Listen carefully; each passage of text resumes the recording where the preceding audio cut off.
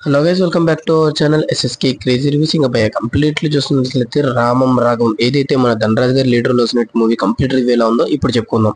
Movie స్టోరీలోనే అయితే నార్మల్గా అయితే ఉంది భయ. ఇంకా కంప్లీట్లీ చూసుకున్నట్లయితే ఏదైతే మనం ఇంట్రెస్టింగ్ సీన్స్ అనుకుంటామో అక్కడే మనకి డిసప్పాయింట్ చేస్తారు కొన్ని. బట్ ఎమోషన్ సీన్స్ మాత్రం బాగా పండించేశారు భయ్య. ఎమోషన్ లో మాత్రం ధనరాజ్ గారి యాక్టింగ్ పీక్ లెవెల్ ఉంటుందని నాకు ప్రీవియస్ మూవీస్ లో కూడా తెలుసు. అండ్ అలాగే అదే ఎక్స్పెక్టేషన్స్ తో ఈ మూవీ చేశాను కాబట్టి ఆల్మోస్ట్ అదే క్యారీ చేస్తూ ఈ మూవీలో కూడా ఎమోషన్స్ అయితే చాలా బాగా పండించారు.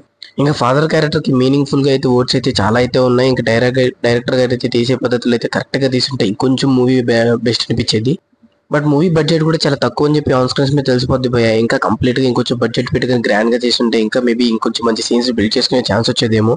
బట్ ఓవరాల్ గా చూసుకున్నట్లయితే ఓకే అనిపించింది. ఫస్ట్ టైం కాబట్టి one time watchable movie without any expectations తో అయితే ఈ యొక్క మూవీని ఫన్ కోసం అయితే వాచ్ చేయొచ్చు. అంటే ఎమోషన్ పార్ట్ ఏదైతే ఉందో ఆ పార్ట్ బాగా పండించింది కాబట్టి ఒక ఫాదర్ సెంటిమెంట్ ని బాగా క్యారీ చేస్తూ మన ధనరాజ్ గారి యాక్టింగ్ అయితే చాలా అంటే చాలా బాగుంది. ఇంకా ఫైనల్లీ రామం రాఘవం అనే మూవీకి నేను ఇచ్చే రేటింగ్ అయితే 5కి 3.5 ఇస్తాను భయ. ఎందుకు భయ అంటే ఈ మూవీలో సాంగ్స్ కానీ ఇంకొంచెం యాక్షన్ సీక్వెన్సెస్ కానీ ఇంకొంచెం కామెడీ సీక్వెన్సెస్ కానీ పెంచుంటే చాలా బాగుంది అనిపించింది. But A part emotional part అయితే చాలా బాగా వర్కౌట్ అయింది నేనైతే అనుకుంటున్నాను.